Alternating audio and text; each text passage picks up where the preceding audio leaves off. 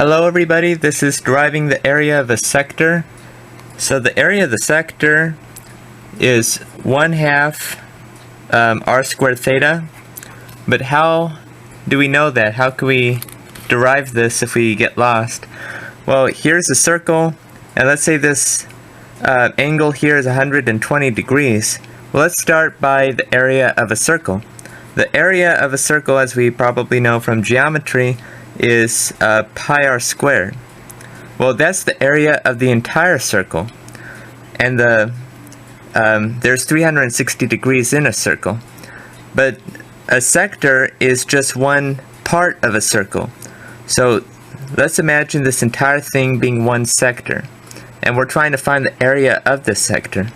So if the area of the whole circle is pi r squared, and the whole circle is 360 degrees, then the area of the sector is 120 over 360 pi r squared. And this is the area of the sector in degrees, which would reduce to 1/3 pi r squared. So that's the something to keep in mind, that a sector is just a fraction of the area. So it's basically 120 degrees is 1/3 of a circle, right? So the area of this sector is pi r squared, and you divide that by 3. Well, most likely your professors are going to want radians. All you have to do is just convert between degrees and radians. Now, what if this was like 1 degree, or 1 arc second, or 2 arc minutes, or 250 degrees? What about that? Well, there's a general form for this. The area of the sector is theta over 360, when we're talking about degrees, pi r squared. So theta is some angle measure. Okay, but again, we need to convert this into radians. So obviously there's well, if you know your unit circle, 180 degrees, or half a circle, is pi. A radian is basically it's like you take the radius, and then you put the radius up here, and you bend the radius to the curvature of the circle. So you have 1 radian, 2 radian, 3 radian, and 0.141592654, i.e. pi, all together. So 1, 2, 3, and then 0.14. So a half a circle is always going to be pi, no matter what the radius is. And that's what a radian basically is, but this isn't to detail because this is just this video is just deriving the area of the sector.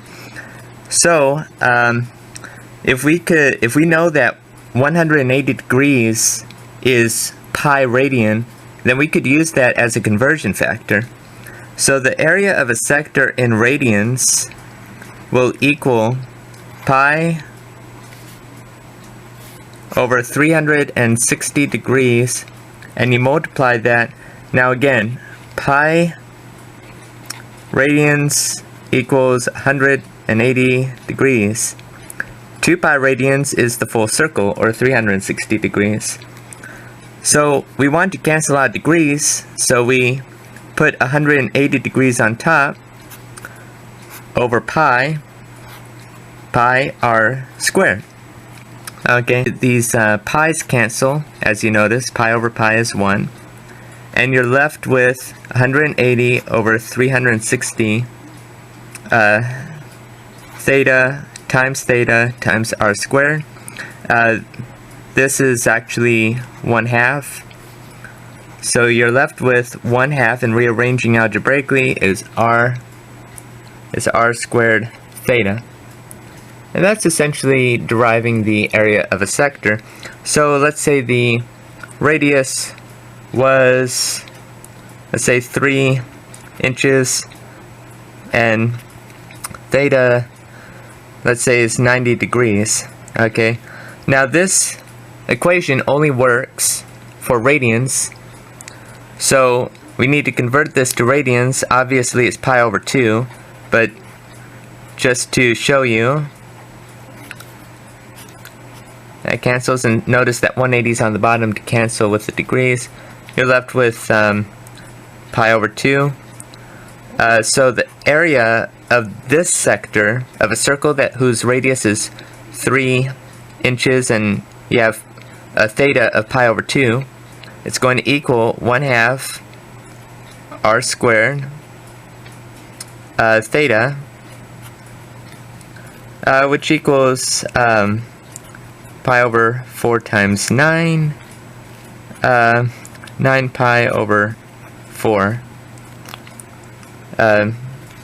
square inches.